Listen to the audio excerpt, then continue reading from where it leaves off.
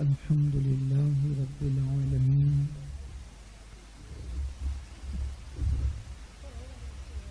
والعاقبة للمتقين والصلاة والسلام على سيد الأنبياء والمرسلين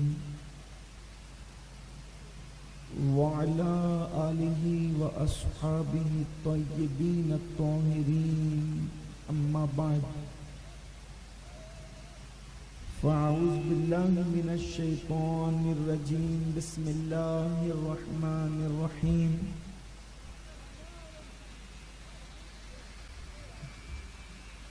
واذكر في الكتاب إبراهيم إنه كان صديقا نبيا صدق الله العظيم غوث اعظم بمنے بے سرو ساما مددے قبلہ دین مددے کعبہ ایمان مددے بگرداب بلا افتاد کشتی ضعیفان شکستہ رات پشتی بحق کے خواجہ عثمان ہارون مدد کن یا معین الدین چشتی مدد کن یا معین الدین چشتی مدد کن یا معین الدین چشتی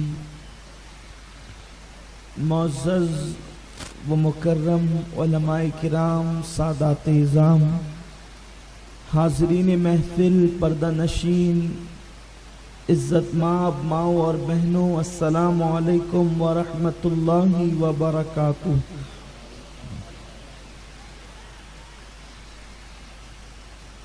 کیا بات ہے،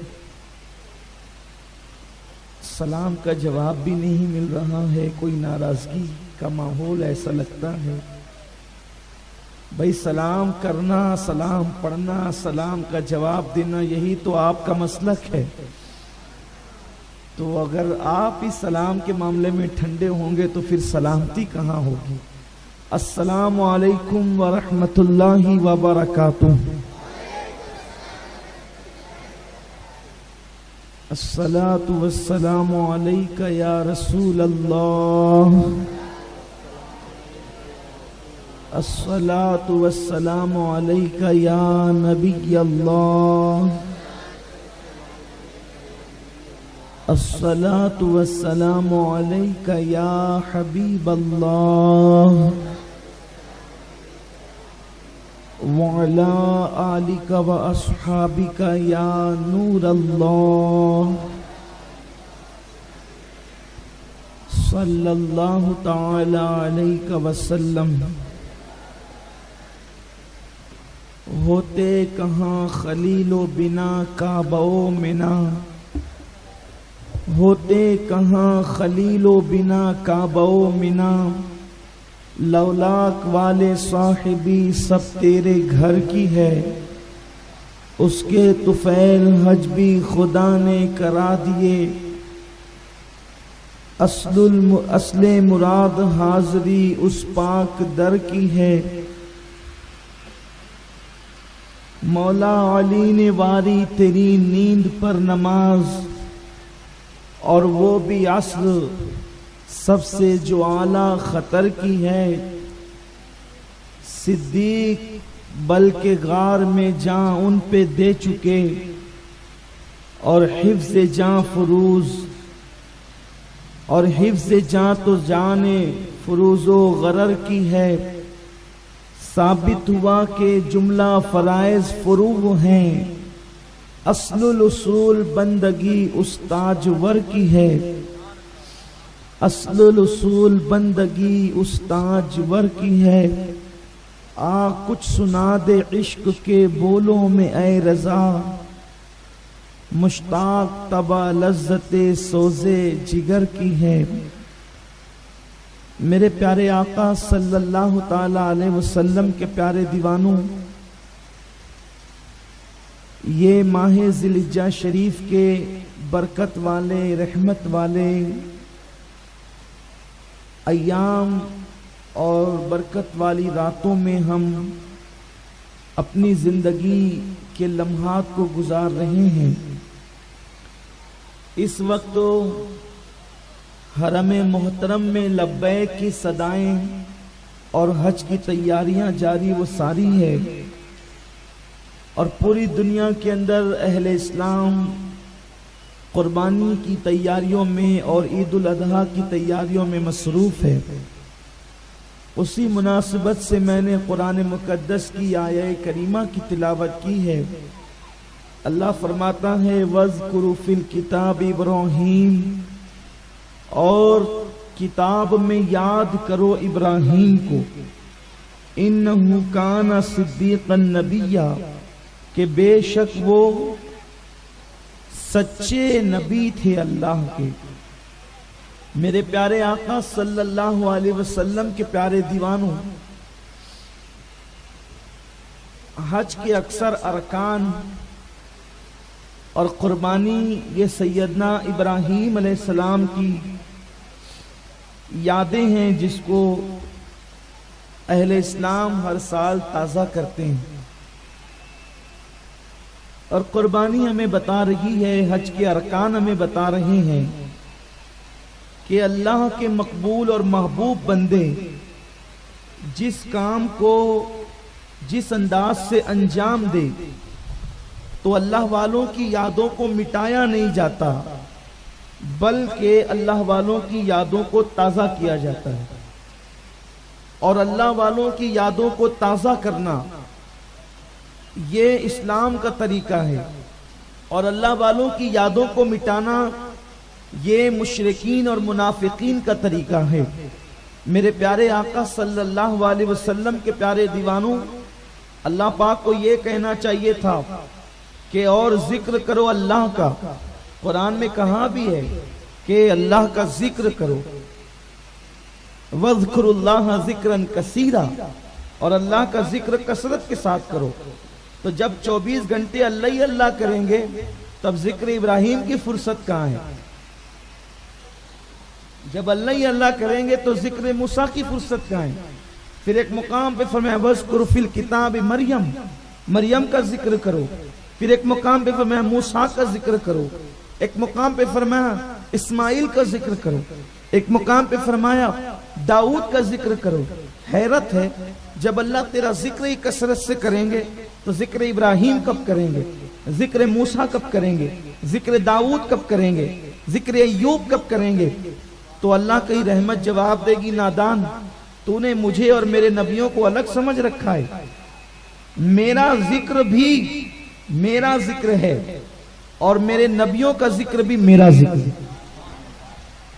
نبیوں کو خدا سے جدا کرنا یہ منافقین کی صفت ہے، اور نبی خدا نہیں ہے، لیکن نبی خدا سے جدا بھی نہیں ہے۔ اس لیے جب آپ نبیوں کا ذکر کرتے ہیں تو وہ اللہ ہی کا ذکر کرنے کا ثواب آپ کو ملتا ہے۔ اب آپ دیکھیں ان انبیاء کرام کے ذکر سے ہمیں کس قدر زندگی گزارنے کے پیمانے ملتے ہیں، زندگی گزارنے کے خطوط ملتے ہیں، مشعل راہ ہے انبیاء کرام کی زندگی۔ آج کل لوگ تھوڑی تھوڑی مصیبت میں، تھوڑی تھوڑی مشکل میں، تھوڑی تھوڑی پریشانیوں میں اس قدر مس مائنڈ ہو جاتے ہیں کہ کوئی کہتا ہے اتنا مصیبت آ گئی، اتنی مصیبت آ گئی، اب موت کیوں نہیں آتی، میں مر کیوں نہیں جاتا۔ اللہ اکبر، میرے آقا صلی اللہ علیہ وسلم نے فرمایا مصیبتوں سے تھک ہار کر موت کی دعا کرنا اسلام اس کی بھی اجازت نہیں دیتا۔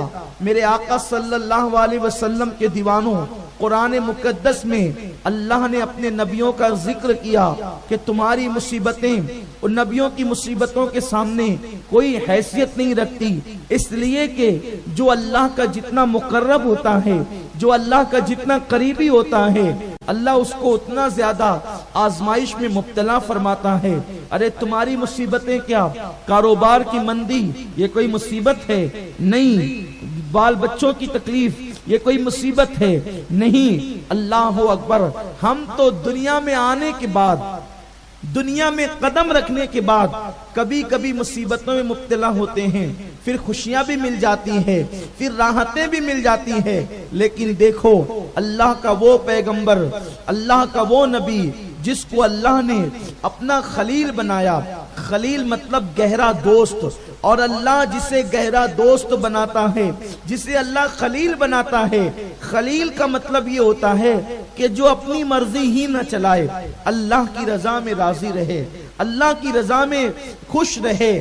آپ دیکھیں حضرت ابراہیم علیہ السلام کی پیدائش سے پہلے ایسے حالات بن گئے، ایسے معاملات بن گئے، ایسا ماحول بن گیا کہ نمرود نے اپنے دہشت گرد کارندوں کے ذریعے سے یہ اعلان کروا دیا کہ میرا خواب، اور خواب کی تعبیر یہ ہے کہ ایک بندہ پیدا ہوگا جو میری سلطنت کے ٹکڑے ٹکڑے کر دے گا، جو میری سلطنت کا خاتمہ کر دے گا۔ اس نے اپنے خواب کی تعبیر اپنے نجومیوں سے پوچھی۔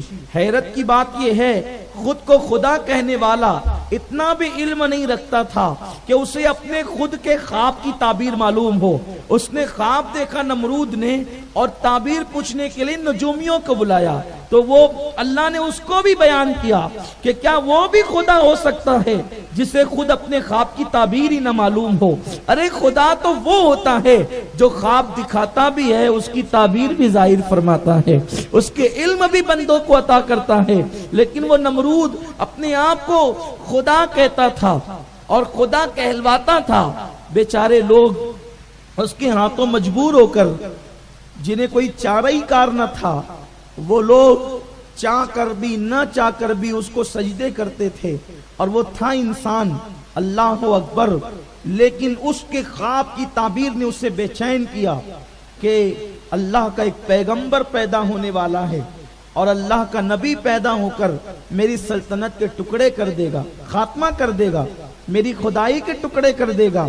اس سے پتا چلا کہ نبی کی پیدائش ایسے روا رمی میں نہیں ہو جاتی، نبی کی پیدائش ایسے چلتے پھرتے نہیں ہو جاتی، بلکہ نبی وہ ہوتا ہے کہ جب وہ پیدا بھی نہیں ہوتا تو اللہ دشمنوں کے ذریعے بھی ڈنکے بجواتا ہے اور دوستوں کے ذریعے بھی ڈنکے بجواتا ہے۔ اچھا، جب نبی پیدا نہیں ہوتا تو نبی کی پیدائش سے پہلے دشمن بھی ڈنکے پیٹتے ہیں، لیکن پیدائش کے بعد دشمن ڈنکے نہیں پیٹتے، پیدائش کے بعد تو جشن دوستوں ہی منایا کرتے ہیں، اس لیے کہ پیدائش سے پہلے خواب دکھا کر کے ان کو خواب سے بیدار کیا جاتا ہے۔ تو ظاہر سی بات ہے وہ پریشان ہوتے ہیں، تو وہ کہتے ہیں ہم نبی کو پیدا ہونے نہیں دیں گے۔ گویا کہ ہر دشمن نبی کو خطرہ ہے کہ نبی کی ولادت نہ ہونے پائے۔ تو جب پیدا نہیں ہوئے تھے تو دشمنوں کا پلان تھا نبی کو پیدا ہونے نہیں دیں گے، اور جب نبی پیدا ہو گئے تو اب دشمنوں کو خطرہ یہ ہے کہ ولادت منانے نہیں دیں گے۔ یہ سب سے بڑا مسئلہ ہے۔ لیکن اللہ کو پیدا کرنا مقصود، اس نے پیدا کیا، اور اس کو جشن منانا مقصود، تو ایسے بندے بھی پیدا کر دیے کہ جو اپنا مال منال سب خرچ کرتے ہیں نبی کی میلاد پر، اور نبی کی آمد کے جشن بھی مناتے ہیں۔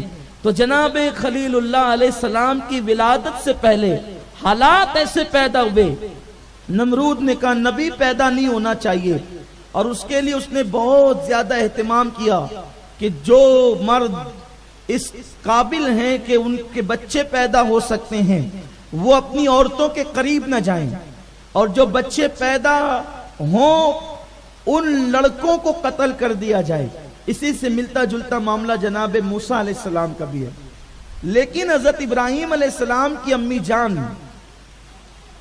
جب ان کے شکم میں ابراہیم علیہ السلام تشریف لائے، تو چونکہ یہ بات حیا کی ہے لیکن اشارہ کر کے گزرنا چاہتا ہوں، جب بچہ ماں کے پیٹ میں آتا ہے تو نظر آتا ہے کہ شکم میں بچہ ہے، لیکن جب نمرود کے دہشت گرد کارندے کتوں کی طرح گھومنے لگے گلیوں میں کہ جس عورت کے پیٹ میں بچہ ہو دیکھنے پر ہی پتا چل جائے گا کہ بچہ ہے، لیکن ابراہیم علیہ السلام جب ماں کے پیٹ میں تھے تو وہ پیٹ بڑا نہیں، ابراہیم علیہ السلام کے آنے کے بعد بھی نہیں بڑھا۔ اللہ کا نبی گویا کہ عام انسانوں کی طرح دنیا میں نہیں آتا ہے، وہ ماں کے پیٹ میں بھی آتا ہے تو لوگوں کو پتا نہیں چلتا کہ نبی ماں کے پیٹ میں تشریف لا چکا ہے، ماں کے پیٹ میں نبی کی آمد ہو چکی ہے۔ اور جب ولادت ابراہیم کا وقت آیا تو آپ کی امی جان نے ان کے والد جناب طارق ابن ناخور کو ساتھ میں لیا اور کہا کہ اب بچے کی ولادت کا وقت قریب آتا ہے. تو جناب ابراہیم کی والدہ اور ان کے والد دونوں ایک جنگل کی طرف رخ کرتے ہیں اور ایک غار میں جاتے ہیں اور اس غار میں حضرت ابراہیم علیہ السلام کی ولادت ہوتی ہے.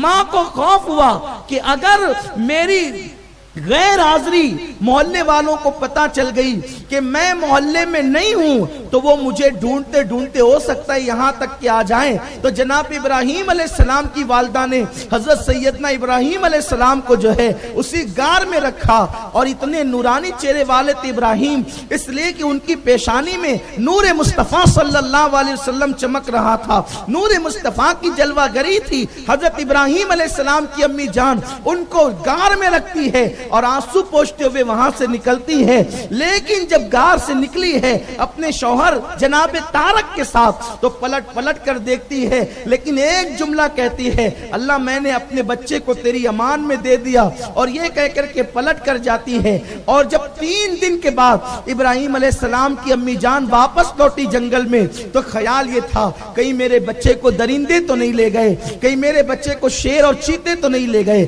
کہیں میرے بچے کو بھیڑیا تو نہیں لے گیا. اس لیے کہ یہ وہ درندے ہیں جن کی بو انسان کی بو جن کے ناک میں آتی ہے اور یہ انسان کو چیر پھاڑ کھاتے ہیں. لیکن جب 3 دن کے بعد سیدنا ابراہیم علیہ السلام کی امی جان اس غار میں پہنچی تو کیا منظر دیکھا کہ شیر چیتے بھیڑیے درندے اس غار کے ارد گرد چکر لگا رہے ہیں. لیکن جب چکر لگاتے دیکھا ماں کی ممتا تڑپ گئی. مجھے خوف جس بات کا تھا کہیں وہی واقعہ اور حادثہ نہ ہو گیا ہو. میں نے پہلے ہی سوچا تھا کہ درندوں کو بو آتی ہے انسان کی, وہ میرے بچے کو کھا نہ جائیں. لیکن جیسے ہی وہ ارد گرد چکر لگا رہے تھے حضرت ابراہیم علیہ السلام کی والدہ سے اللہ نے خوف اٹھا لیا. اور جب آپ غار میں گئی تو کیا دیکھا کہ وہ ابراہیم کو کھانے کے لیے نہیں بلکہ وہ ابراہیم علیہ السلام کا پہرا دینے کے لیے آئے ہیں. اور اللہ کا ننھا سا پیغمبر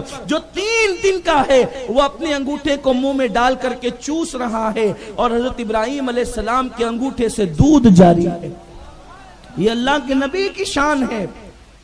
آپ نے ماں کا دودھ نہیں مل سکا تو اپنا انگوٹھا چوسا اور اللہ نے اللہ کے نبی کو انگوٹھے سے دودھ پلایا, ان کے انگوٹھے سے دودھ جاری ہوا. یہ حضرت ابراہیم علیہ السلام ماں نے چھپا کر کے 11 یا 13 سال تک اسی غار میں رکھا ابراہیم علیہ السلام کو. حضرت سیدنا ابراہیم علیہ السلام اسی غار میں 11 یا 13 سال تک رہے کیونکہ ننھا سا بچہ بستی میں لے جاؤں گی تو نمرود پوچھے گا کہ میرے اعلان کے بعد ہی یہ بچہ پیدا ہوا ہے, میرے بچے کو قتل نہ کرا دے. تو 11 یا 13 سال کی عمر آپ کی غار میں ہوئی. سوچو اللہ کے نبی نے کیسے امتحان کے ساتھ زندگی گزاری. غار میں رہے 11 یا 13 سال تک, زبان پر کبھی شکایت بھی نہیں آئی, کبھی شکوہ بھی نہیں آیا.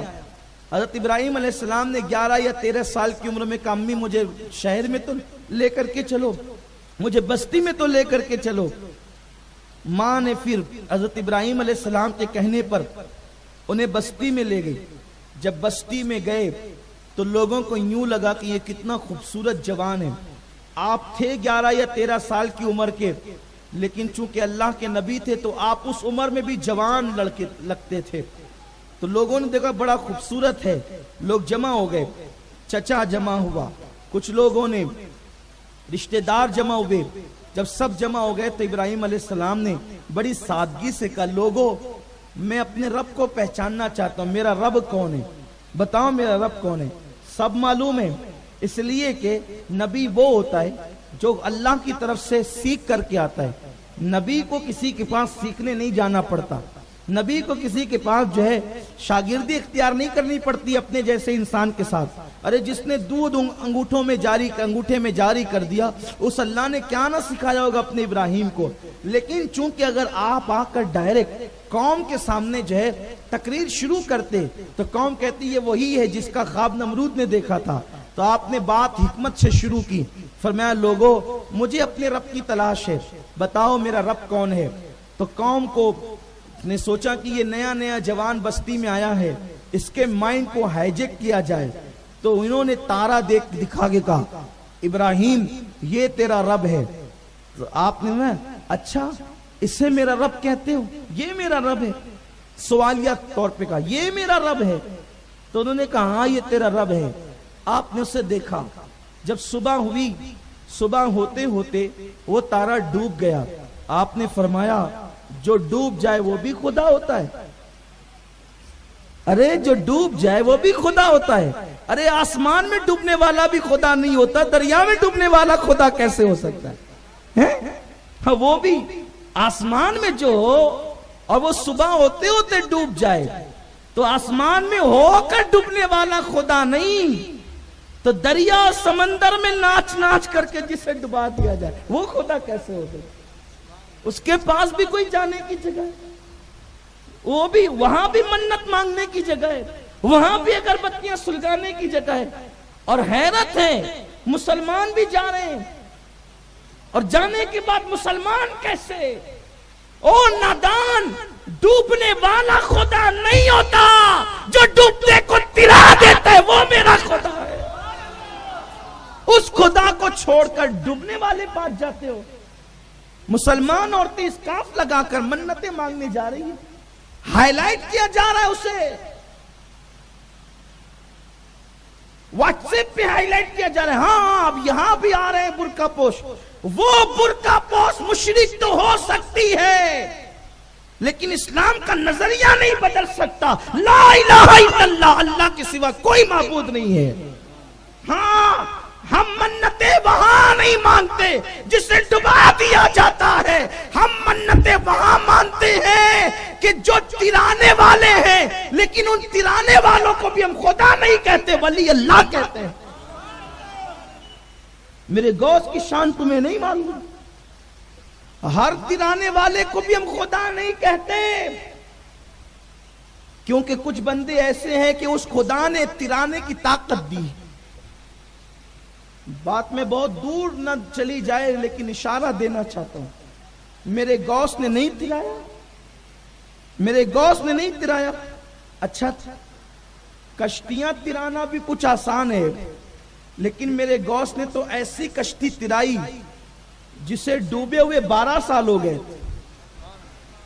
جسے ڈوبے ہوئے 12 سال ہو گئے تھے۔ بس اشارہ دے کر گزرنا چاہتا ہوں تاکہ لوگوں کو دماغ آئے، ارے منتی مانگنا ہے تو میرے غوث کی مانگ جس نے 12 سال کی کشتی ڈبائی۔ پھر بھی ہم اسے عبد القادر، انہیں عبد القادر کہتے ہیں، عبد القادر کہتے ہیں، اور جو عبد ہو وہ خدا نہیں ہو سکتا، اور جو خدا ہو وہ عبد نہیں ہو سکتا۔ میرے غوث کا نام بھی میرے اللہ نے عبد القادر ہی رکھوایا ان کے ماں باپ سے، تاکہ قدرت بھی دیکھ کر کے لوگ انہیں عبد القادر ہی کہے، اور پھر یہ اندازہ ہو جائے جب عبد القادر کی یہ شان ہے تو قادر کی شان کا عالم کیا۔ اس لیے مصیبتوں سے تنگ آ کر ہمیں کہیں جانے کی ضرورت نہیں، اور اللہ نے تو اتنے آستانے ہمیں عطا فرمائے ہیں، روزانہ ایک ایک دن بھی ایک ایک آستانے پہ جائیں گے تو زندگی ختم ہوگی، آستانے ختم نہیں ہوں۔ جن کے لیے آستانے نہیں ہیں، جن کے پاس آستانے نہیں ہیں وہ بھٹکتے ہیں، ہمارے یہاں تو اتنے آستانے کہ زندگی ختم ہوگی، آستانے ختم نہیں ہوں گے۔ اس لیے یاد رکھیں، میرے غوث کی شان عرض کرنا چاہ رہا تھا، لیکن آپ سنتے رہتے ہیں غوث پاک کی محفلوں میں، جنہوں نے نہیں سنا ان کو اشارہ دینا چاہتا ہوں۔ سرکار غوث العظم دستگیر جو ہے وہ عصر کی نماز کے بعد دجلہ کے کنارے نکلے ہیں سیر کے لیے۔ دیکھا ایک بڑھیا تھلیا لے کر آتی ہے اور آنسو پوچھتی ہے۔ میرے غوث نے خادم سے کہا ذرا پوچھنا وہ بڑھیا روتی کیوں ہے؟ دیکھو بھائیو، رلانا تو سب کو آتا ہے، لیکن روتوں کی آنسو پوچھنا یہ اللہ والوں کی شان ہے۔ اس کا مذہب نہ پوچھا، اس کا مسلک نہ پوچھا، اس کا نسب نہ پوچھا، اس کا گھر محلہ نہ پوچھا، روتی کیوں ہے؟ اس لیے کہ اللہ والوں کو رلانا نہیں آتا، وہ روتوں کو ہنسانا جانتے ہیں، وہ رونے والوں کو مسکرانے کا شعور عطا کرتے ہیں۔ وہ کیا لوگ تھے، اللہ اللہ۔ فرمایا جا پوچھ۔ خادم گیا، کہا بڑھیا روتی کیوں ہے؟ کہ تجھے کسی نے ستایا نہیں، مارا نہیں، پیٹا نہیں۔ بڑھیا نے کہا جا تیرا کام کر، میرے غم سے تجھے کیا تعلق؟ آپ خود آئے۔ مائی تو روتی کیوں ہے؟ نظر اٹھا کے دیکھا تو کچھ چہرے ایسے ہوتے ہیں پھر جن چہروں کی باتیں کاٹی نہیں جاتی، دشمن بھی وہاں ڈھیر ہو جاتے ہیں، میرے غوث کو اس نے کہا کہ میرے غم سے آپ کو تعلق کیا ہے؟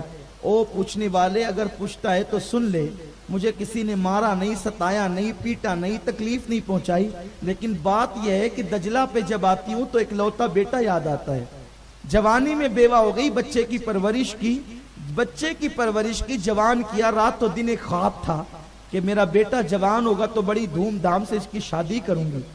لے گئی، شادی کر کے لوٹی، بارات آ رہی تھی، دجلہ کے کنارے پہ لگی، چند لوگ اترے، پھر طوفان آیا، کشتی واپس پلٹی اور بیچ جا کر کے ماں کے سامنے بیٹے کی بارات ڈوب گئی۔ کمائی بارات ڈوب گئی، کتنے دن ہوئے؟ کہا 12 سال ہو گئے۔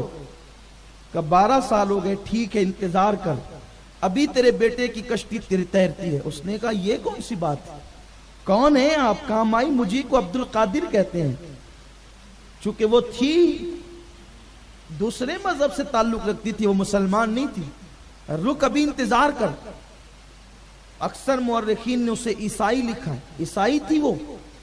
اس نے کہا آپ کشتی ترانے کی بات کرتے، 12 سال ہو گئے۔ کہا ہاں 12 سال ہو گئے، دیکھ ابھی میرے اللہ کی قدرت کا کرشمہ دیکھ، تماشا دیکھ میرے اللہ کی قدرت کا۔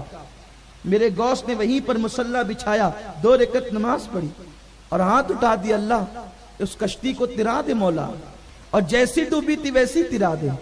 ارشاد ہوا عبد القادر میرے بندے، وہ جو کشتی ڈوبی تھی اس کشتی کے اندر انسان تھے جنہیں مچھلیاں کھا گئی ہے، اور ان مچھلیوں کو انسان کھا گئے ہیں، اور انسان کھا کر اس کو ہضم کر گئے ہیں، وہ فضلے نکلے تو اسے زمین ہضم کر چکی ہے۔ عرض کی مولا تیرے لیے کیا مشکل ہے؟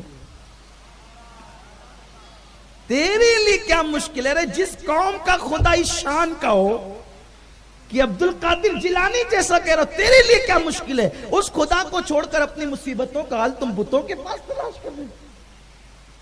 کچھ آزاد خیال مسلمان ہیں کہ ہاں ہم بھی انہیں بٹھاتے ہیں، ہم بھی ان کی عبادتیں کرتے ہیں، کیونکہ ہم نیوٹرل لوگ ہیں۔ کوئی مسلمان نیوٹرل نہیں ہو سکتا، جو مسلمان ہوگا وہ صرف مسلمان ہوگا، لا الہ الا اللہ کا تقاضا پورا کرے گا۔ کچھ نہیں ہے، کوئی نیوٹرلزم کا اسلام میں کوئی تعلق نہیں ہے، اسلام سے کوئی تعلق نہیں ہے، اسلام میں کوئی گنجائش نہیں ہے۔ با مسلمان اللہ اللہ با برہمن رام رام، اس کی کوئی گنجائش نہیں ہے۔ جو مسلمان ہوگا وہ صرف مسلمان ہوگا، اسلام کے تقاضوں کو پورا کرے گا۔ اس لیے یاد رکھیں جب مصیبت آئے یا تو اللہ کی بارگاہ میں آئے یا ولی اللہ کی بارگاہ میں آئے۔ آپ فلم کے ہیرو کو دیکھ کر کے نیوٹرل بن رہے ہیں کہ ہم میلاد النبی کے جلوس میں بھی جائیں گے اور مشرکوں کے تہواروں میں بھی جائیں گے، اس کی کوئی اجازت نہیں، کوئی گنجائش نہیں۔ آپ مسلمان ہیں، صرف مسلمان ہیں۔ عرض کیا مولا تیرے لیے کیا مشکل ہے؟ ارشاد ہوا عبد القادر میرے بندے کچھ اور مانگ لے، یہ رہنے دے۔ میرے غوث نے اپنا جبہ اتارا، اس کے تیری عزت کی قسم یہ اتار دیتا ہوں، اگر تو نے یہ کام نہ کیا مولا میری خاطر زندگی پر میں لباس نہ پہنوں۔ ندائی میرے بندے اسی تیری ادا پر تو ساری کائنات قربان ہے، اور تیرا یہ یقین ہمیں اچھا لگتا ہے، اب میری قدرت کا کرشمہ دیکھ لے۔ اور اس کے بعد جب دریا کی طرف نظر کی ہے تو لوگ بھی دیکھ رہے تھے، جو کشتی ڈوبی تھی 12 برس کی وہ اوپر تیر گئی ہے، اوپر تیر گئی۔ بڑھیا نے کہا عبد القادر جیلانی، یہ خاص بات ہے، شاید اپنی ابھی تک یہ نہیں سنا ہوگا۔ بڑھیا نے کہا عبد القادر میری عمر تو بڑھ گئی، اب بیٹا جو زندہ ہو گیا، بہو جو زندہ ہو گئی، تو گویا کہ 12 سال میری زندگی کے زیادہ گزر گئے، اب میں جلدی سے مر جاؤں گی، اب میں جلدی سے مر جاؤں گی، بیٹی اور بہو کی خوشیاں نہیں دیکھ سکوں گی۔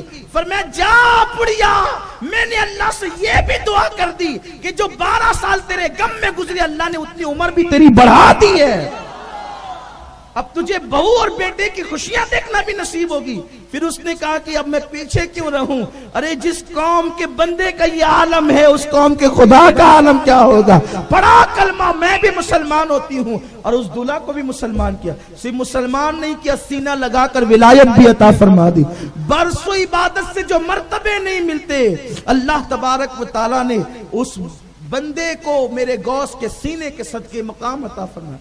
تو عرض یہ کر رہا تھا، حضرت ابراہیم علیہ السلام نے کہا جو ڈوب جائے وہ بھی خدا ہوتا ہے، تو پھر دوسرے دن انہوں نے دوسرا ہتھ کنڈا استعمال کیا، دلیل تو تھی نہیں ان کے پاس، تو انہوں نے چاند کو دیکھا، کہا یہ خدا ہے، اچھا یہ خدا ہے، اسے دیکھ کر کہا اچھا یہ خدا ہے، پھر وہ بھی ڈوب گیا صبح ہوتے ہوتے، کہا جو ڈوب جاتے میں اسے خدا نہیں سمجھتا۔ وہ کوئی جواب نہیں دے سکے۔ میرے ابراہیم علیہ السلام نے کہا میں اپنے رب کو جاننا چاہتا ہوں، ہے اس کا پتہ؟ تو پھر صبح کو سورج نکلا، کہا یہ بڑا خدا ہے، رب اکبر ہے یہ، اچھا یہ خدا ہے۔ آپ نے ضبط سے کام لیا۔ نبی جو تھے، یہ نبی کی شان بڑی نرالی ہوتی ہے۔ آج کل لوگوں کی فکر یہ ہے یہ نبی کیا ہوتے ہیں، وہ تو ہماری طرح ہوتے ہیں، ہم بھی کھاتے ہیں وہ بھی کھاتے ہیں، ہم بھی سوتے ہیں وہ بھی سوتے ہیں، ہم بھی پیتے ہیں وہ بھی پیتے ہیں، لیکن آپ کو نہیں پتا ہوتا ہے کہ نبی کیا ہوتے ہیں۔ نبی جو ہوتا ہے نا، نبی جو ہوتا ہے اس کی شان، اور پھر نبیوں میں اپنے نبی کی شان کیا ہے۔ اصل چیز یہی ہے، دین کے اندر یہ قوم نے اپنے نبی کو معاذ اللہ اپنی صف میں لا کے کھڑا کرنے کی کوشش کی۔ بھائیو جب امام مقتدی کی صف میں آ جاتا ہے نا تو نماز نہیں ہوتی۔ اگر آپ امام کو آگے سے کھینچ کے پیچھے لے کر کے آ جائے اور امام تمہارے برابر کھڑا ہو جائے تو تم میں سے کسی کی نماز نہیں ہوگی۔ امام کو پیچھے کھینچ کر صف میں لائیں مقتدیوں میں تو بھی نماز نہیں ہوتی، اور مقتدی آگے بڑھ کر کے چلے جائے امام کے ساتھ کھڑے ہو تو بھی نماز نہیں ہوتی۔ اب آپ مجھے بتائیں کہ تمہاری مسجد کا امام اگر تمہارے صف میں آ کے کھڑا ہو جائے تو تمہاری نماز نہ ہو، اور تم اس کے ساتھ جا کر کھڑے ہو جاؤ تو تمہاری نماز نہ ہو۔ اب آپ مجھے بتائیں، امام الانبیاء کو آپ اپنی صف میں لا کے کھڑا کرنا چاہتے، لا تو نہیں سکتے، لیکن جیسے وہ امام کو کھینچ کر اپنی صف میں لاتے ان کی نماز نہیں، ویسے جو نبی کو اپنی صف میں کھڑا کرنا چاہتے ان کا ایمان نہیں، وہ مومن نہیں ہو سکتے۔ نبی کیا ہوتا ہے؟ نبی کی شان میں بیان کر رہا ہوں جو خلیل اللہ ہے۔ اور رہی بات امام الانبیاء کی، تو وہاں تو جبریل کی بھی رسائی نہیں ہے کہ شان امام الانبیاء کیا ہے۔ اللہ اکبر، اپنے نبی کی شان یہ ہے، اپنے نبی کا مقام یہ ہے، اپنے نبی کا مرتبہ یہ ہے کہ بدر کے دن اللہ تبارک و تعالیٰ نے ایک روایت کے مطابق 1000 اور ایک روایت کے مطابق 4000 فرشتوں کو بدر کے میدان میں بھیجا۔ اے فرشتوں جاؤ، اور جبریل تو ان کا کمانڈر ان چیف بن کر کے جا، تو آگے آگے، فرشتے تیرے پیچھے پیچھے، ہاتھ میں تلوار لو اور میرے محبوب کے ساتھ ساتھ میں لڑو۔ میں آپ کو آپ کے ایمان کا واسطہ دے کر پوچھتا ہوں، آپ پڑھے لکھے ہیں تو آپ تحقیق کریں، کیا فرشتوں کا کام تلوار چلانا ہے؟ ارے فرشتے کا کام تلوار ہاتھ میں لینا نہیں، اس کا کام تو تسبیح اور مصلی ہے۔ نحنو نسبح بحمدک ونقدس لک، ہم تو تیری تسبیح اور تحلیل کرتے ہیں۔ ارے جنہیں تسبیح پہ ناز ہے، اللہ نے فرمایا تسبیح اور مصلی تمہارا کام ہے، لیکن اب میرا حبیب جو تلوار لے کر میدان میں آ گیا ہے تو فرشتوں اب اٹھو مصلی سے، چھوڑو تسبیح کو، اب میرے حبیب کے پیچھے پیچھے تلوار لے کر کے چلو۔ کل تک کے رکوع سجدہ تمہاری عبادت تھی، اب مصطفیٰ کے پیچھے تلوار لے کر چلنا تمہاری عبادت ہے۔ تمہارا کام لڑنا نہیں، تمہارا کام لڑنا نہیں، لیکن حبیب جو میدان میں آیا تو تم بھی میدان میں جاؤ۔ ورنہ ایک فرشتے میں اتنی طاقت ہے کہ پر مار دیتا تو بدر میں سارے کافر ہلاک ہو جاتے۔ یہ نہیں کہا کہ جا کے پر مار تو ہلاک ہو جائے، نہیں، پر مارنے سے بھی لڑائی ہوگی، لیکن حبیب کے ہاتھ میں جو تلوار آ گئی تو فرشتہ اب تم نے بھی تلوار ہی لینا ہے۔ یہ محبوب کا مقام ہے، یہ حبیب کا مرتبہ ہے۔ ورنہ ایک ہی فرشتہ کافی تھا بدر کو الٹنے کے لیے۔ جب قوم لوط کو پوری زمین الٹ دی گئی تو بدر والوں میں کیا طاقت تھی، لیکن کہا نہیں، فرشتہ پر مارے گا، چونکہ حبیب جو آ گیا ہے، حبیب تلوار لے کے آیا تو فرشتوں کو بھی تلوار دے کر کے کہا گیا عبادت کچھ نہیں ہے، ادائے حبیب کا نام ہی عبادت ہے۔ اور کیا عبادت ہے؟ وہ فرشتے نحنو نسبح بحمدک ونقدس لک کہہ رہے تھے، ہم تیری تسبیح کرتے ہیں اس لیے خلافت ہمیں ملنی چاہیے۔ تو اللہ فرما رہا ہے کہ یہ تسبیح صرف عبادت نہیں ہے، حبیب کے پیچھے چلنا عبادت، میرے محبوب کے پیچھے۔ اور ایک خاص بات آپ کو بتانا چاہتا ہوں جو بہت اہم ہے۔ جو لوگ یہ عقیدہ رکھتے ہیں نا حضور کیا ہیں، وہ تو بس پیغام دینے آئے تھے، پیغام پہنچا کے چلے گئے۔ یہ نہیں ہے حضور کی شان صرف، معاذ اللہ استغفر اللہ۔ اپنے نبی کی شان کیا ہے؟ دیکھو بدر میں فرشتوں کو بھیجا کس نے؟ بات سمجھ رہے ہیں آپ میری؟ بھیجا کس نے؟ اللہ نے۔ بھیجا کس نے؟ حضور نے نہیں بلایا، بھیجا کس نے؟ بولو بھائی بھیجا کس نے؟ بھیجا کس نے؟ اب بھیجا اللہ نے. جس نے بھیجا کیوں بھیجا؟ بدر میں جا کے جنگ کرو میرے محبوب کے دشمنوں کے ساتھ. کام ہو گیا. توجہ اہل منبر کی بھی. کام ہو گیا. میں نے بھیجا آپ کو. جاؤ جا کے فلاں میدان صاف کرو. میدان صاف ہو گیا. اب آپ کا کام کیا ہے؟ واپس آ جائیں. یہی تو ہے. بھیجا تھا جاؤ پانی چھڑکو. پانی چھڑک گیا. اب پوچھنا نہیں ہے واپس آنا ہے کہ نہیں. بھئی بھیجا تھا, جو کام سے کام ہو گیا, بغیر اجازت کے واپس ہو جائیں. علامہ قاضی ثناء اللہ پانی پتی رحمت اللہ علیہ لکھتے ہیں اپنی تفسیر مظہری کے اندر کہ جس وقت اللہ نے بھیجا کہ جاؤ میرے محبوب کے دشمنوں کے ساتھ تمہیں لڑنا ہے اور حبیب کے پیچھے پیچھے چلنا ہے. آج حبیب نے جو تلوار لے لی ہے, تب تلوار ہاتھ میں لینا آج کے دن عبادت ہو گیا ہے. آج فرشتے بھی وہی کام کریں گے, وہ نوری مخلوق بھی وہی کام کریں گے جو حبیب کر رہا ہے. لیکن پھر کیا ہوا؟ اللہ نے بھیجا تھا لڑنے جاؤ, لڑائی ہو گئی ختم, فرشتے گئے واپس. فرشتے واپس گئے. لیکن ان کا کمانڈر ان چیف کون تھا؟ سید الملائکہ جبریل امین. وہ جبریل جو پلک جھپکنے سے پہلے آتا ہے, پلک جھپکنے سے پہلے جاتا ہے. لیکن پھر کیا ہوا؟ اللہ اکبر, جب وہ واپس گئے اس وقت حضور علیہ الصلوۃ والتسلیم نے اپنی نماز پڑھانی شروع کی. جو نمازیں چھٹی ہوئی تھی پڑھانی شروع کی.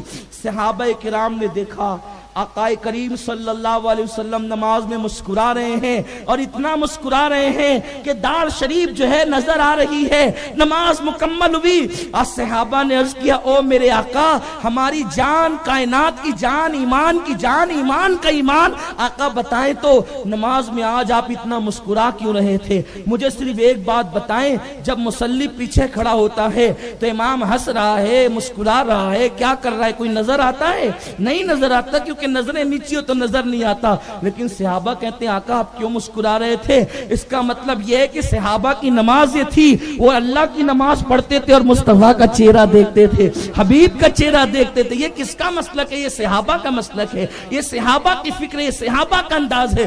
بہرحال انہوں نے پوچھا آقا آپ کیوں مسکرا رہے تھے؟ اب حضور فرماتے ہیں مسکرا اس لیے رہا تھا کیونکہ جبریل آیا تھا فرشتوں کو لے کر کہ لڑائی ہو. لڑائی کس سے ہو؟ دشمنان رسول سے لڑائی ہو. لیکن جب کام کر چکا تو وہ گیا, اور جب اس نے پہلے آسمان پہ دستک دی, دروازہ کھولو, دروازہ کھولو. کیوں کھولو دروازہ؟ کھولو کیوں کھولو؟ کیونکہ سدرا کا مکین اب سدرا پر جانے والا ہے.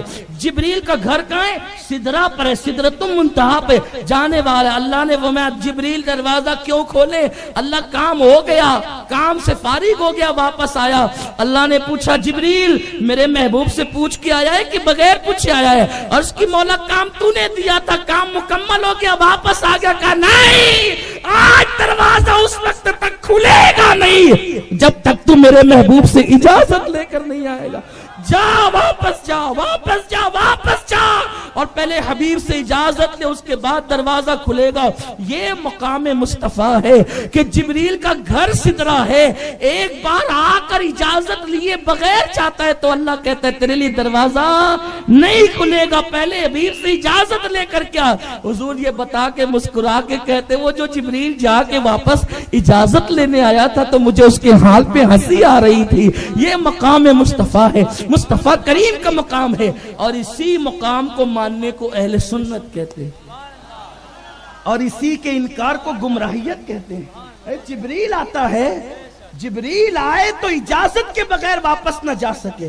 اب بتائیں نا, وہ اپنی طرح بشر ہے, وہ اپنی طرح بشر ہے, اپنی طرح ہے. اپنی طرح ہوتے بتاؤ آپ سے بھی کبھی جبریل پوچھ کے گیا ہے؟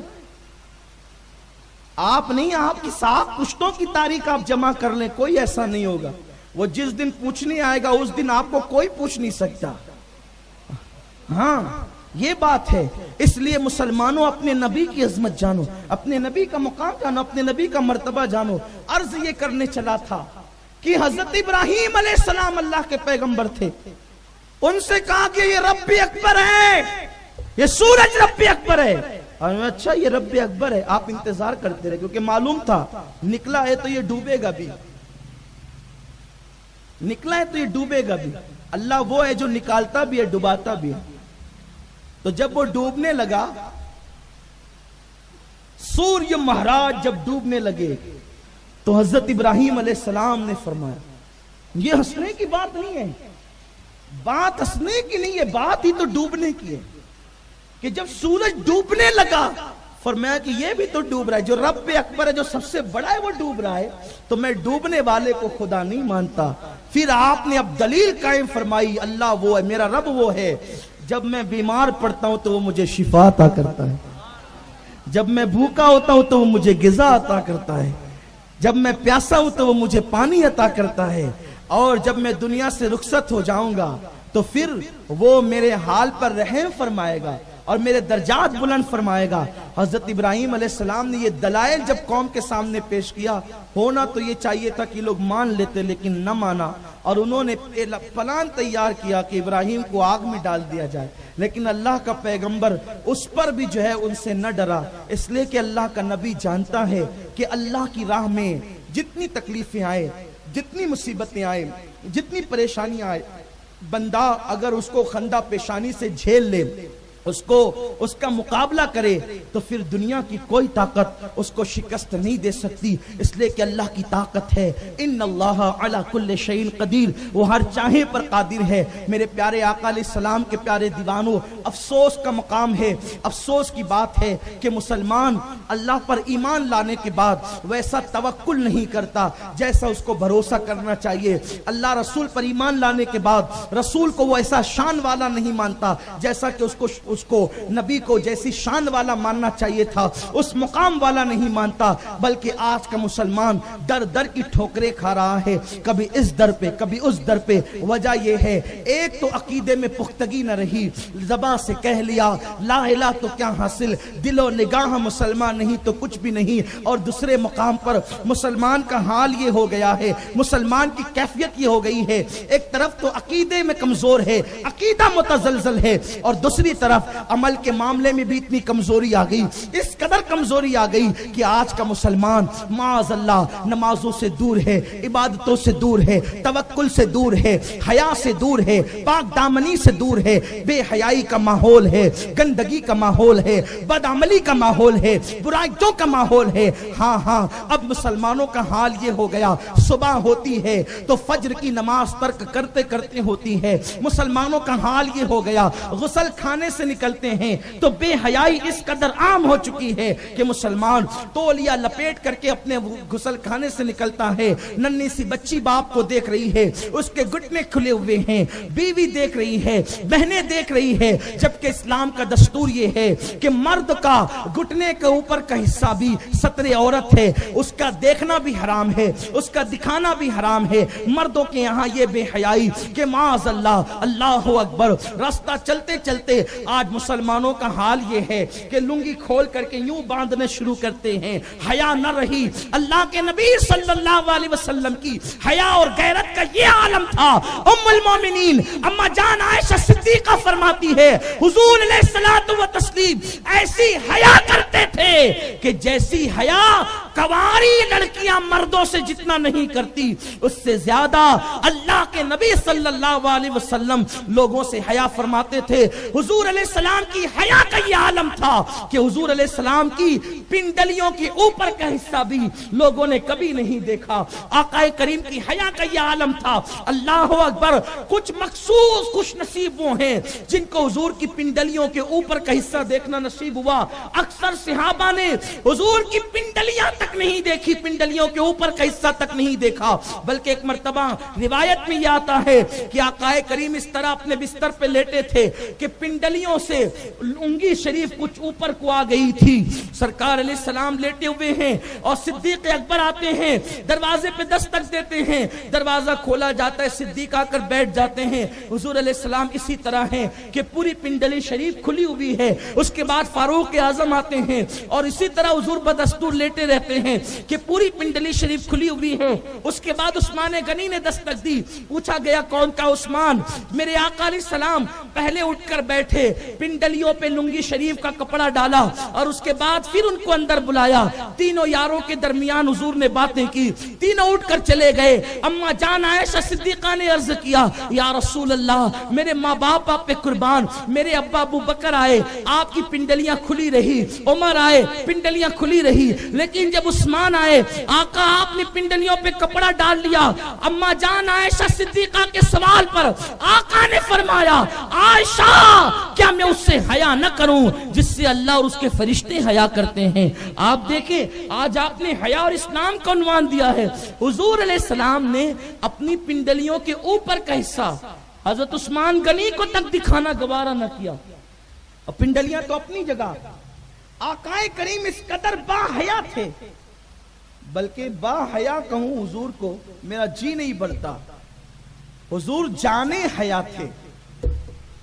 حضور صرف با حیا ہی نہیں تھے, حضور جانے حیا, حیا کی جان تھے, وہ جانے حیا تھے. آقائے کریم کی شان یہ ہے کہ حضور علیہ السلام نے پوری محفلوں میں, جتنی محفلوں میں حضور بیٹھے, کبھی حضور نے پیر بھی نہیں پھیلائے. اسی لیے 1,24,000 یا 40,000 کم و بیش صحابہ میں 50 صحابہ بھی یہ نہیں کہہ سکتے کہ ہم نے حضور کے تلووں کو دیکھا ہے. حضور کے تلوے بھی صحابہ نے نہیں دیکھا, یہ حضور کی حیا تھی. حضور کے تلوے بھی نہیں دیکھے. اور آپ کو بتاؤں ایک دن ایسا ہو گیا کہ آقائے کریم صلی اللہ علیہ وسلم مرض الوصال میں تھے, بیمار تھے. آقا علیہ السلام سرکار مرض میں ہیں اور مرض وصال کے 20 وصال کے بعد حضور دنیا سے تشریف لے جانے والے ہیں. تو آقائے کریم صلی اللہ علیہ وسلم بستر پر یوں لیٹے تھے کہ پیر پھیل گئے, اور چادر یوں آقا علیہ السلام نے اوڑھ رکھی تھی کہ پیر کھلے ہوئے تھے. ایک صحابی غالباً ان کا نام زید ہے, وہ رہتے تھے دیہات میں. وہ آقا سے ملنے کے لیے آئے, کہتے زید حضور سے ملنے کے لیے آئے. تو آئے تو کسی سے کہا, غالباً حضرت عباس سے یا مولا علی سے, کہ میں نے کئی دن سے حضور کو نہیں دیکھا اور مجھے پتہ چلا ہے کہ حضور علیل ہیں, تو کیا حضور کا رخ انور مجھے دکھا سکتے ہو؟ تو کہا گیا کہ حضور اتنے علیل ہے کہ کسی کو ملنے کی اجازت نہیں ہے. کہا ٹھیک ہے میں ملوں گا نہیں, صرف ایک جھلک دکھا دینا. انہوں نے مولا علی نے یا جناب عباس نے اندر لے گئے, پردہ ہٹایا اور دیکھا دیکھو حضور دکھ رہے ہیں, آقا دکھ رہے ہیں. تو انہوں نے کہا کہ جی آج جناب زید کا مقدر عروج پر تھا, کیونکہ آقا لیٹے ہوئے تھے اور حضور علیہ السلام کے پیر شریف پھیلے ہوئے تھے, تو صرف حضور کے تلوے نظر آ رہے تھے. چادر جو اٹھی تھی, اب تک زید نے تلوے رسول نہیں دیکھا تھا, صرف آج حضور کے تلوے دکھ رہے تھے. اب آقا کے تلوے پہ میں کیا عرض کروں, صرف اتنا اشارہ دینا چاہتا ہوں, جو تمہارے محلے کا سب سے کالا آدمی ہوگا, جو تمہارے محلے کا سب سے کالا آدمی ہوگا, کبھی اس کا تلوہ بھی دیکھنا. ارے کالے انسان کا تلوہ بھی گورا ہوتا ہے. تو جو اتنا خوبصورت ہو, جو اتنا حسن و جمال کا پیکر ہو کہ جس کے چہرے کو خدا بھی پیار سے دیکھتا ہے, خدا بھی پیار سے تکتا ہے, جس کے حسن پر کائنات کا حسن قربان ہو, اس رسول کا تلوہ کتنا خوبصورت ہوگا. اب اگر اس تلوے کا حسن بیان کیا جائے تو یہ ایک الگ عنوان اور الگ تقریر ہے. بس صرف اتنا کہنا چاہتا ہوں, امام فرماتے ہیں آسماں, بلکہ استاد زمن فرماتے ہیں آسماں گر تیرے تلووں کا نظارہ کرتا, آسماں گر تیرے تلوہ گر نظارہ کرتا. اس کا مطلب آسمان نے تلوہ رسول دیکھا نہیں ہے. ارے پیر ہی نہیں پھیلایا, حیا اتنی تھی اس لیے تلوہ دیکھا ہی نہیں ہے. اگر وہ دیکھ لیتا تو کیا کرتا, کرتا، آسماں گھر تیرے تلوے کا نظارہ کرتا، روز ایک چاند تصدق میں اتارا کرتا، چھپ گیا چاند نہ آئی تیرے دیدار کی تاب، سامنے گر کبھی ہوتا بھی تو سجدہ کرتا۔ حضور علیہ السلام کے تلوے کو اکثر لوگوں نے نہیں دیکھا، لیکن زید کا مقدر تھا تلوہ دے۔ کیا تلوہ ہے، کیا تلوہ ہے۔ اور حدیث پر میں یوں اپنے الفاظ کا جامع پہنا دوں، کیا تلوہ ہے اور کیا تلوے کا جلوہ ہے۔ تلوے کا جلوہ کیا ہے کہ زید دیکھا اور پھر کہا گیا زید اب نکل جاؤ، حضور کے آرام میں خلل نہیں ڈالنا، نکل جاؤ زید۔ زید یوں ہی پچھلے پیر الٹے پیر نکلتے چلے گئے، لیکن تلوے کو آنکھوں میں بسا لیا۔ لیکن اب زید نے جو تلووں کو آنکھوں میں بسایا، جدھر دیکھتے ہیں تلوے کا حسن ہی نظر آتا ہے۔ ادھر گھر پہنچے، کسی نے خبر دی کسی نے، زید حضور کا وصال ہو گیا، زید آقا کا وصال ہو گیا۔ زید کہتے اللہ آخری چیز میں نے تیرے محبوب کا تلوہ دیکھا ہے، اب تو ایک کام کر مولا، میری آنکھوں کا نور چھین لے، میری آنکھوں کی روشنی چھین لے، کیونکہ حضور کا تلوہ اتنا خوبصورت ہے کہ اب تلوہ دیکھنے کے بعد اب کسی کا چہرہ دیکھنا بھی میرے دل کو گوارا نہیں ہے۔ اسی لیے اہل سنت کا امام کہتا ہے تیرے تلووں میں جو ہو، تیرے تلووں میں جو ہے غیر کا منہ کیا دیکھے، کون نظروں پہ چڑھے دیکھ کے تلوہ تیرا، تیرے قدموں میں جو ہے غیر کا منہ کیا دیکھے، کون نظروں پہ چڑھے دیکھ کے تلوہ تیرا۔ تو حضور سید عالم علیہ الصلوۃ والتسلیم کی یہ خصوصیات تھی، اتنے باحیا تھے آقا کہ میرے سرکار نے کبھی کسی کے سامنے پیر بھی نہیں پھیلائے کہ لوگ حضور کا تلوہ دیکھ سکیں۔ لیکن آج اس امت کی بے حیائی کا عالم یہ ہے کہ لوگ معاذ اللہ بالکل بے ترتیبی سے کبھی تاویل باندھ کے نکلتے ہیں، اور اب تو اتنی بے حیائی عام ہو چکی ہے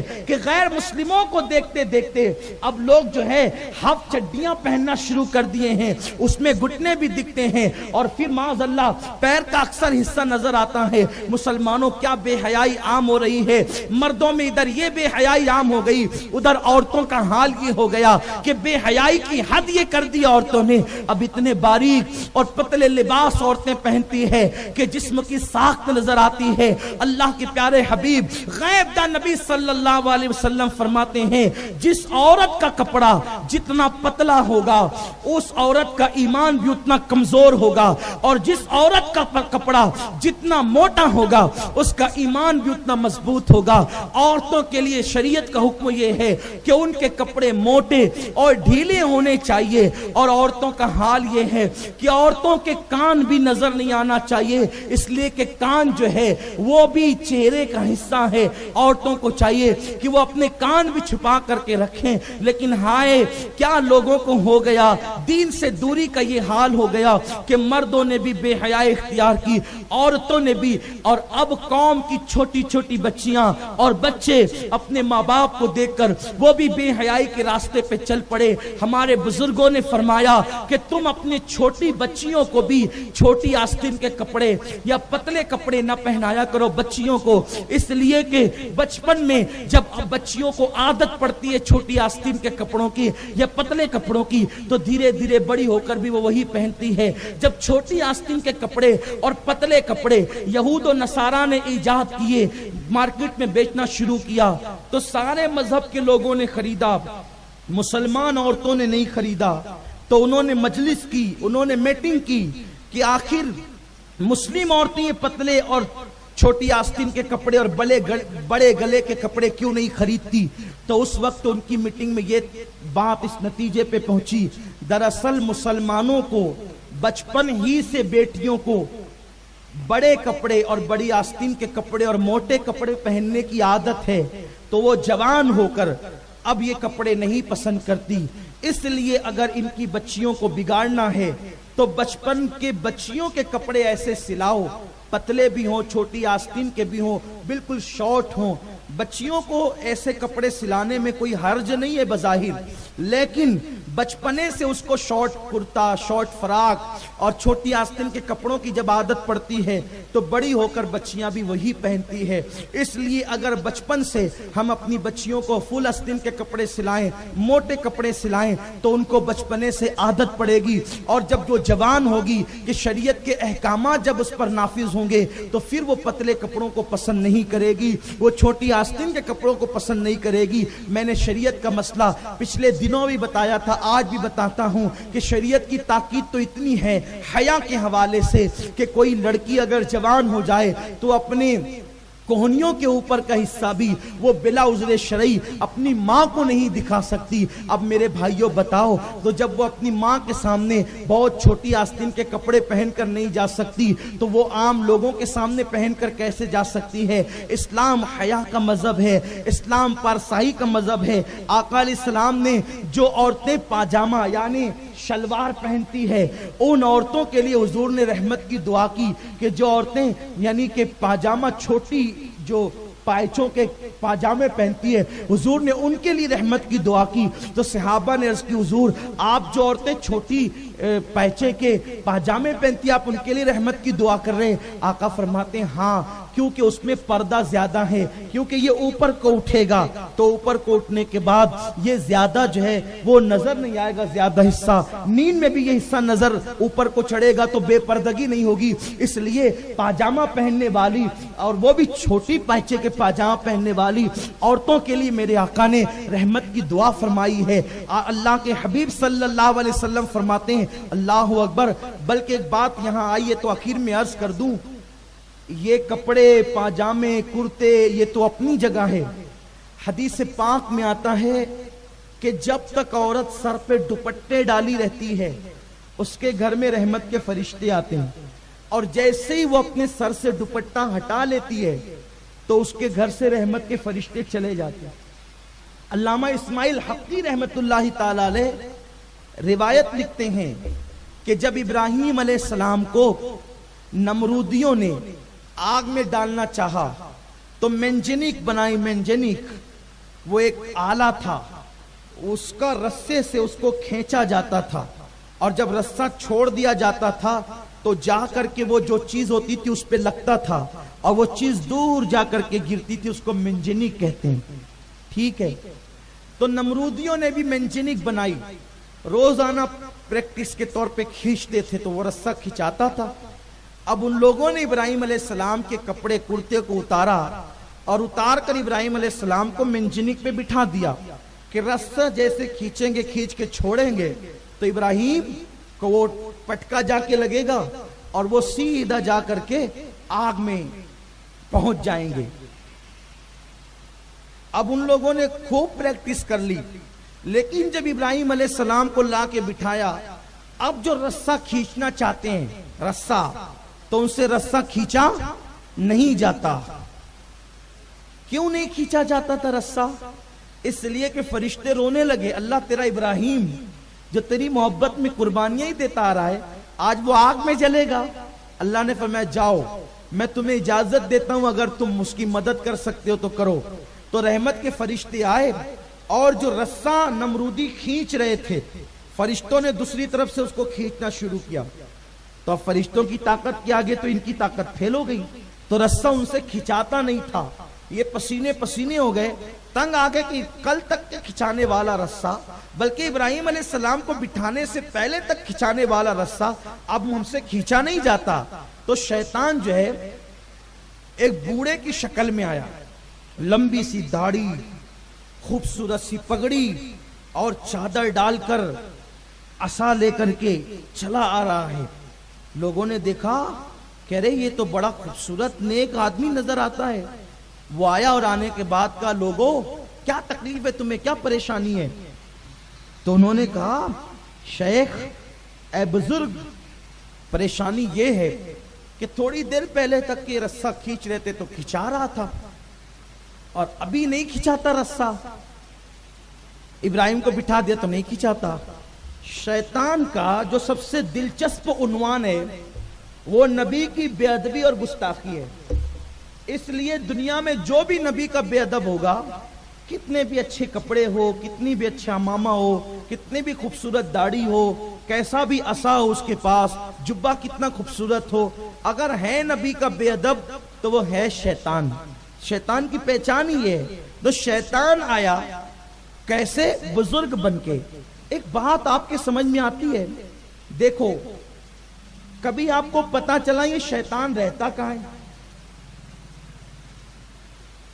آپ بخاری اٹھا لیں، مسلم اٹھا لیں، ترمذی اٹھا لیں، ابن ماجہ اٹھا لیں، نسائی اٹھا لیں، تفاسیر ابن عباس سے لے کے صاحب نعیمی تک، کوئی مفسر یا کوئی محدث شیطان کا محلہ آپ کو نہیں بتا سکتا کہ وہ کہاں رہتا ہے. کیوں؟ اس لیے کہ وہ ہر جگہ رہتا ہے نا بھائی؟ بولو، ہر جگہ رہتا ہے. اچھا شیطان دو چار ہے کہ ایک ہی ہے؟ اب میں تقریر نہیں کرتا کیونکہ اب گفتگو تو ختم ہی ہونی ہے، لیکن میں آپ سے پوچھتا ہوں، آپ بتائیں شیطان ایک ہے کہ کئی ایک ہے؟ بولو بھائی، ایسے بولو گے یعنی میں نے 50 منٹ 55 منٹ بولا، اس کی کوئی قدر ہی نہیں ہے. آپ دو جملے نہیں بول سکتے. سب متفق ہے ایک ہے. اچھا کتنے لوگ متفق ہے؟ ذرا ہاتھ اٹھائے تو ایک ہے. باقی لوگ 2 4 ہے، 6 8 ہے، 50 60 ہے. بولو بھائی ایک ہی ہے نا شیطان؟ تو اٹھاتے کیوں نہیں ہاتھ؟ میں پھنساؤں گا تھوڑی نا آپ کو. شیطان ایک ہی ہے نا؟ بولو بھائی ایک ہی ہے شیطان. اچھا شیطان اللہ کا محبوب ہے کہ مردود ہے؟ بولو، ارے زور سے آواز آ جائے. مردود ہے. پھر حدیث پاک بچہ پیدا ہو تو کچوکے مارنے آتا ہے. ایک وقت میں 50 جگہ بچہ پیدا ہو. شیطان ایک ہی ہے تو کچوکے مارنے بھی آیا. جب روح نکلتی ہے تو بہکانے آتا ہے. پیدائش کے وقت بھی حاضر، پیدائش کے وقت بھی حاضر، موت کے وقت بھی حاضر، مرنے والوں کو بھی بہکا رہا ہے. سوال و جواب قبر میں ہو رہے ہیں، وہاں بھی حاضر، انہیں بھی بہکا رہا ہے. نماز ہو رہی ہے، وسوسہ ڈالنے کے لیے آ گیا، انہیں بھی بہکا رہا ہے. بولو نماز کب ہوتی ہے؟ ایک منٹ ایسا نہیں ہے دنیا میں کہ جب نماز نہ ہو رہی ہو. بولو ہے؟ نہیں. ہندوستان میں فجر ہو رہی ہے، امریکہ میں عشاء ہو رہی ہے. ہندوستان میں ظہر ہو رہی ہے تو کسی ملک میں فجر ہو رہی ہے. ہم عصر پڑھ رہے ہیں تو حرم والے ظہر پڑھ رہے ہیں. مطلب مرنے والوں کو بھی ستانے آ رہا ہے، قبر میں جواب دینے والوں کو بھی بہکانے آ رہا ہے، نماز پڑھنے والوں کو وسوسہ ڈالنے آ رہا ہے، پیدا ہوئے بچوں کو کچوکے لگانے آ رہا ہے، میاں بیوی میں جھگڑا ہو رہا ہے تو جھگڑا بڑھانے آ رہا ہے، بھائی بھائی کا قتل کروانے آ رہا ہے، کسی کو خودکشی کروانے آ رہا ہے. بھیا ایک شیطان ہے لیکن 24 گھنٹے میں وہ کہاں کہاں ہے؟ تو پورا جواب یہی ہے کہ وہ ہر جگہ. آگے کا آپ بول دینا، ہر جگہ. تبھی تو لڑانے جا رہا ہے. میں سمجھ نہیں پایا آپ کس نبی کا کلمہ پڑھتے ہیں اور کس طرح کلمہ پڑھتے ہیں. ارے جو شیطان مردود ہے، نکال دیا گیا ہے، میرے اللہ جب اس کو اتنی طاقت دے سکتا ہے کہ وہ ہر جگہ موجود رہے، بہکانے کے لیے، لڑانے کے لیے، ستانے کے لیے، پریشان کرنے کے لیے، جب مردود کو میرا اللہ اتنی طاقت دے سکتا ہے تو نبیوں کا امام جس کو محبوب بنایا اس کو کتنی طاقت دے گا. بات تو اللہ کی طاقت دینے کی ہے.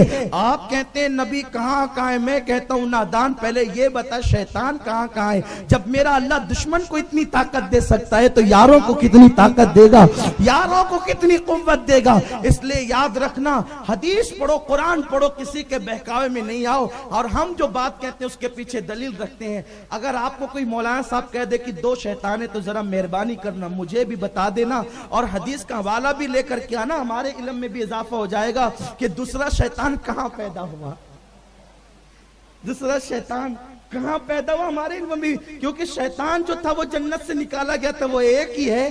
اب جو کہے دوسرا ہے تو وہ ذرا یہ بھی بتا دے کہ وہ کس شہر میں پیدا ہوا، کس محلے میں پیدا ہوا اور کہاں کہے تو ہمارے علم میں بھی اضافہ ہوگا. رہی بات جس کا ذکر ابلیس کا قرآن میں آیا ہے، جسے شیطان کہا گیا ہے، جو پڑھتے اعوذ باللہ من الشیطان الرجیم وہ شیطان ہے کہ اپنا علم یہی ہے، یہی قرآن اور حدیث ہے. لیکن بہرحال تو بات یہ تھی کہ وہاں شیطان پہنچ گیا. یہی بات آپ بھول تو نہیں گئے نا، یہی بات چل رہی تھی. وہاں شیطان پہنچ گیا. کیا بات ہے؟ کہ یہ ابراہیم کو ہم آگ میں ڈالنا چاہتے ہیں، رسہ کھچاتا نہیں. اس نے کہا مجھے معلوم ہے یہ رسہ کیسے کھچائے گا. کہ لاؤ 4-6 عورتوں کو، کچھ عورتوں کو لاؤ، 4-6 10-12 عورتوں کو لاؤ. عورتیں لائی گئی. کئی عورتوں کو کہیں کہ یہ اپنا دوپٹہ ہٹا لیں. عورتیں آئی، انہوں نے جیسی اپنا دوپٹہ ہٹایا، انہوں نے رسہ کھینچا تو رسہ کھینچ گیا اور ابراہیم علیہ السلام آگ میں چلے گئے. ان لوگوں نے شیطان سے پوچھا، او شیطان یہ بتا کہ یہ اس میں حکمت کیا تھی؟ تو تب بتایا یہ گیا کہ دراصل جہاں عورتیں دوپٹہ اوڑھ کر رہتی ہے تو وہاں اللہ کی رحمت کے فرشتے ہوتے ہیں. تو وہ جو ابراہیم کو بچانے کے لیے آئے تھے نا، وہ رحمت کے فرشتے تھے. اور جب عورتیں سر سے دوپٹہ ہٹا لیتی ہے تو وہاں سے رحمت کے فرشتے چلے جاتے ہیں.